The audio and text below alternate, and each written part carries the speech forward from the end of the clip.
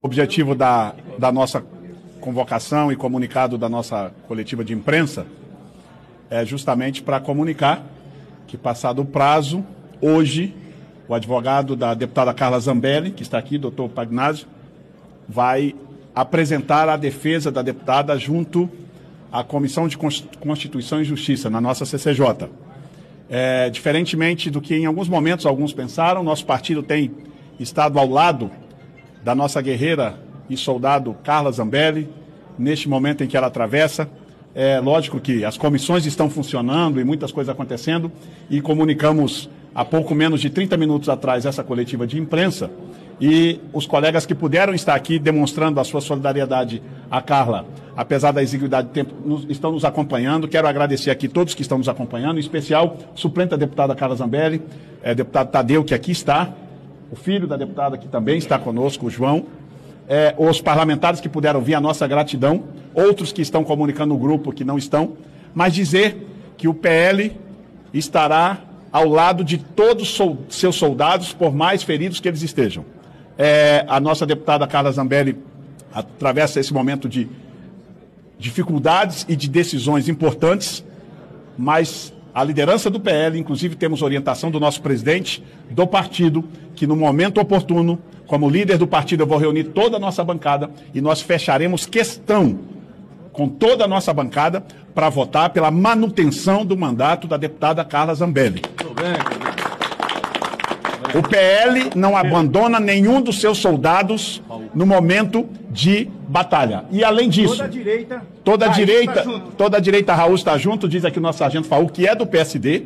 Nós temos aqui, eu acho que deputado de outros partidos também está ali, doutor Frederico, União Brasil, deputado... progressistas, deputado Alan Garcês e outros. Nós vamos conversar com os líderes e nós vamos estar ao lado da nossa soldada ferida, guerreira, Carla Zambelli, em todos os passos que lhes são garantidos pelo regimento interno da casa, e nós vamos lutar pelo mandato de uma mulher, a mais votada na última eleição do Brasil, de todo o nosso país. O quanto é difícil o espaço na política para as mulheres, a Bia aqui, a deputada Silvia representando as mulheres, esse espaço tão sonhado, tão conquistado, nós não podemos deixar a nossa querida Carla Zambelli desamparada, diferente do que alguns quiseram colocar que o PL desampararia. E não é só porque é Carla Zambelli, é porque nós agiríamos dessa forma com toda a nossa bancada. Nós jamais vamos abandonar nossos soldados em campo de batalha. Dito isso, eu faço só essa abertura para passar para o doutor que apresentará a defesa da deputada Carla Zambelli, para ele fazer o seu pronunciamento. Depois a gente responde as perguntas. E ao encerrar, só um minutinho, eu vou ouvir o advogado, porque tem questões jurídicas que eu não vou me meter no trabalho do advogado dela. Depois eu e ele vamos responder as perguntas ao final e vamos sair daqui e vamos até a CCJ para protocolizar a defesa da deputada. Eu volto a te responder já já. Obrigado. Boa tarde. Hoje a defesa da deputada Carla Zambelli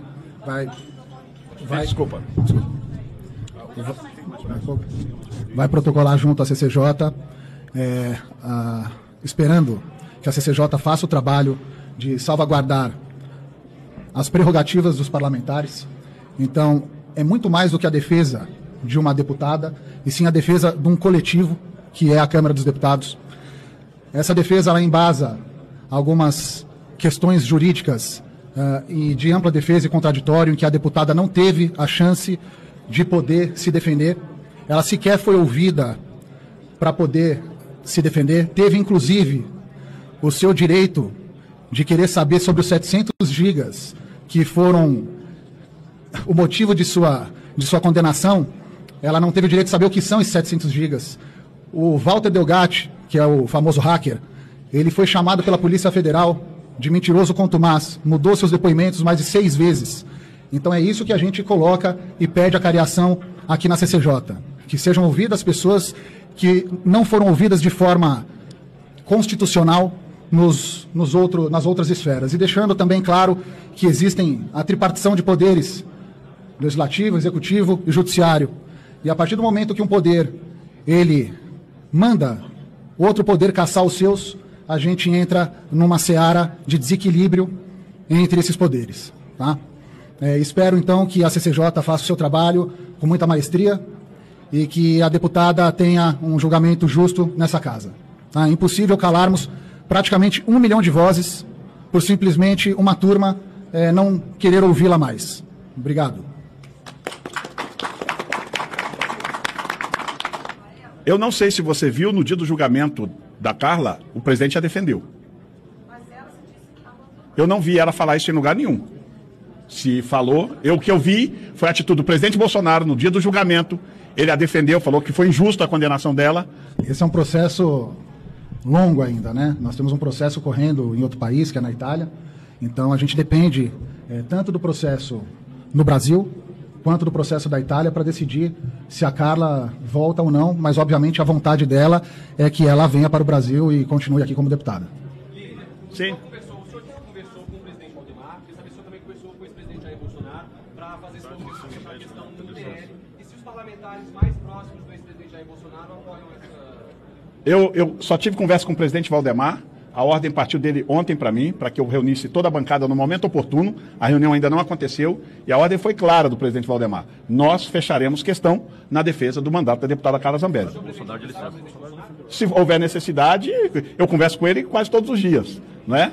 Não houve nenhuma necessidade e eu sei que ele agora, graças a Deus, ele também pode voltar a conversar com o presidente Valdemar. O presidente Valdemar jamais me daria uma ordem dessa sem estar devidamente alinhado com o presidente Bolsonaro.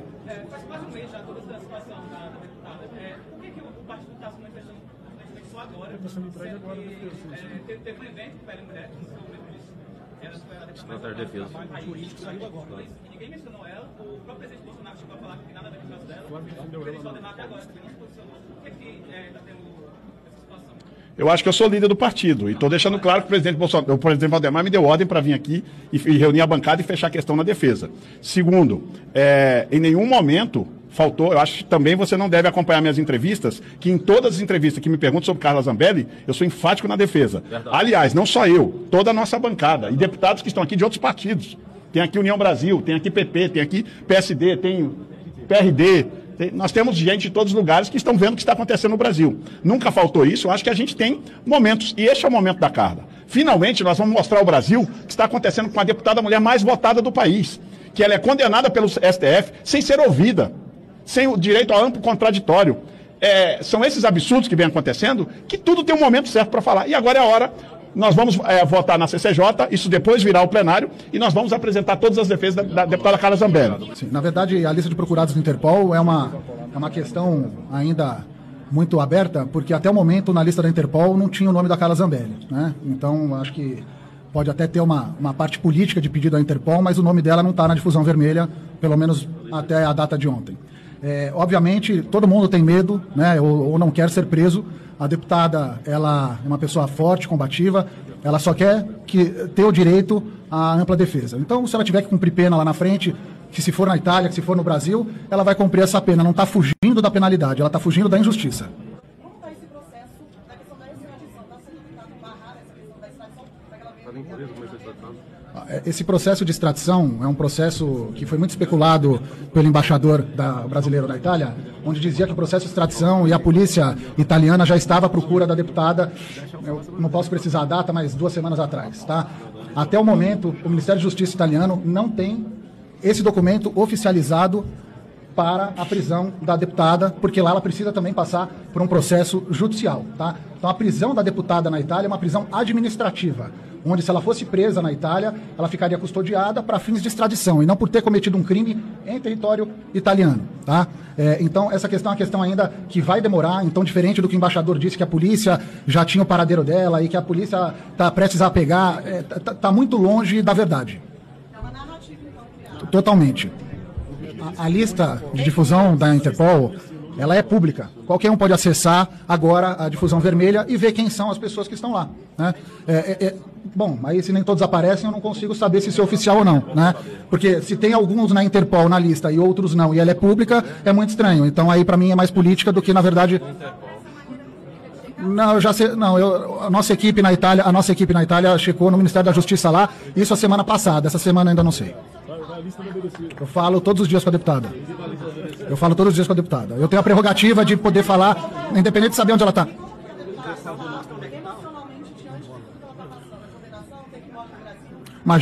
Imagina uma parlamentar com praticamente 1 milhão de votos, né? Não foram 1.000, 2.000, 1 milhão, e foi praticamente escorraçada do país, ainda mais sem direito de defesa, sem poder usar suas redes sociais, que inclusive suas redes foram caçadas sem nenhum motivo. Ninguém falou por que as redes sociais dela foram caçadas, inclusive caçaram redes dos parentes, né? Da família, do filho.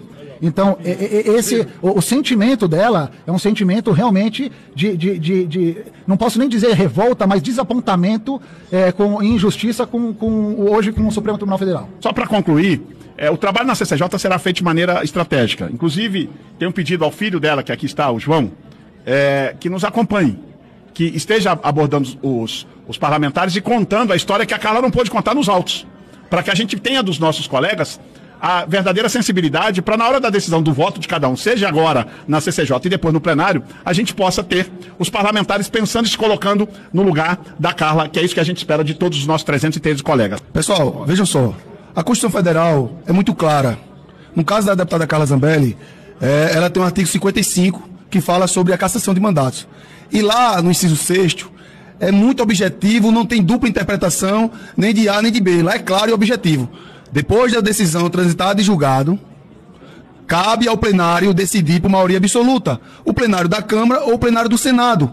O que o deputado Hugo, presidente da Casa, falou naquele momento, ele falou que ia decidir de acordo com a legislação. E aqui, um dia após, ele falou de forma objetiva, clara. Está lá no inciso 6º, que vai para o parágrafo 3º do mesmo artigo. Quando vai para o 2º, aí cabe a mesa diretora apenas assinar. Então a gente está falando aqui de Constituição Federal, que infelizmente a Suprema Corte, que nós defendemos, o STF, deixar claro aqui, a gente não está atacando instituições, o que nós somos contrários é as decisões dos ministros que agem politicamente. Quem foi que disse isso? O próprio presidente Barroso. Valeu, obrigado. Obrigado, pessoal. Nós vamos...